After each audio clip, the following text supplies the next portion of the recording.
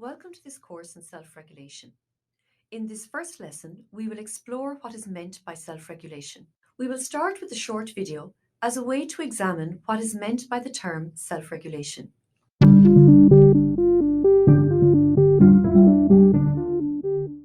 Our current school system was set up in the late 18th and early 1900s to meet the needs of the industrial economy. A one-size-fits-all model, it was designed to prepare students for industrial work. Content or knowledge was contained in textbooks and students were expected to learn it and then reproduce it when tested. In most traditional classrooms, students receive instructions on particular subjects and skill sets which are taught during fixed time periods in the day. Teachers generally structure students' work for them, direct them exactly what to do, and then monitor how this has been done. In today's world, this model is no longer appropriate. Flexibility and adaptability are now essential skills for learning, work, and citizenship in the 21st century. We are in a time of great change.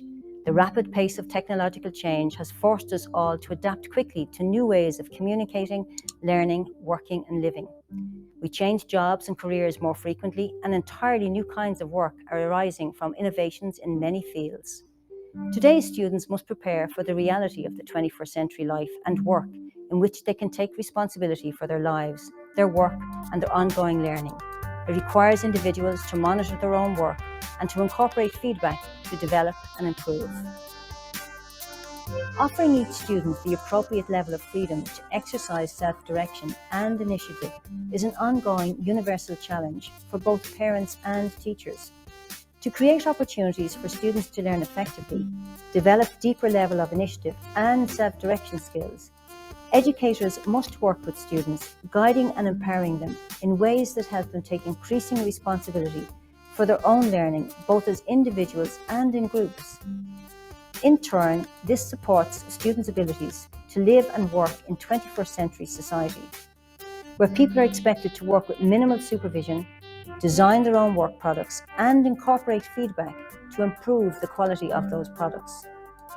In tandem with their work, they need to be able to plan and monitor their own lives and engage fully with the communities they live in, so that all elements of their increasingly complex lives are balanced.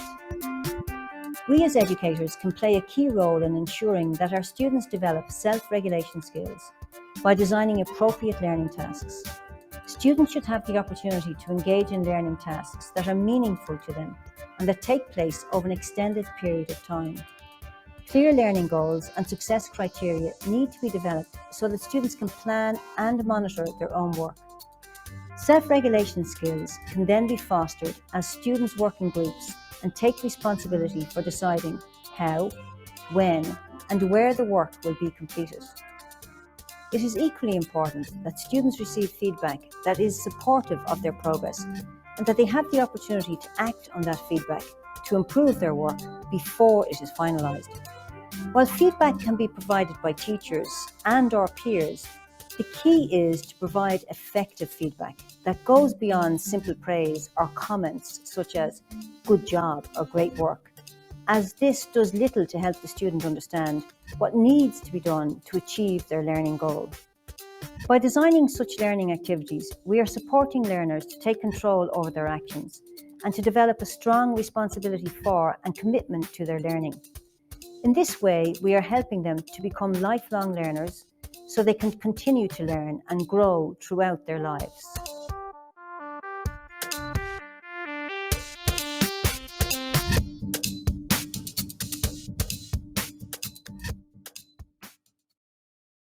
Having viewed the video, take a few minutes and jot down a few points of what comes to mind when you think about self-regulation.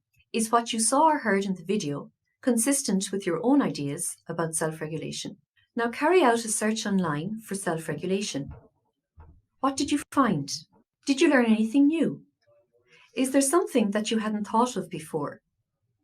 In terms of self-regulation, the big challenge for us as educators can be stated as follows.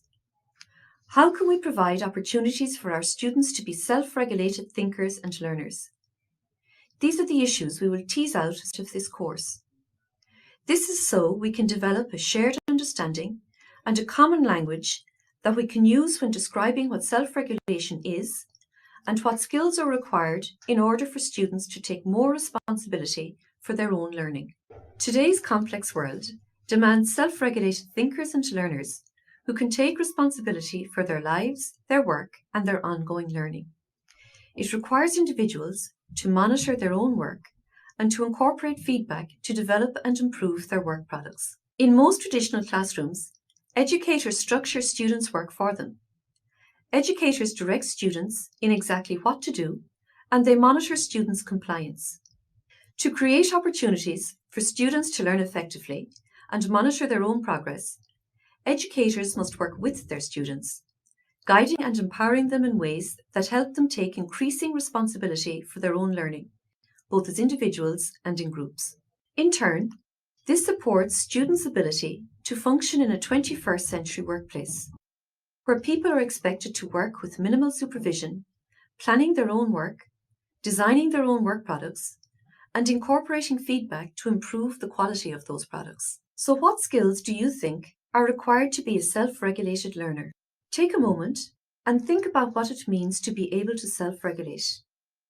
Now think about your classroom. Do your students get an opportunity to develop and use self-regulation skills?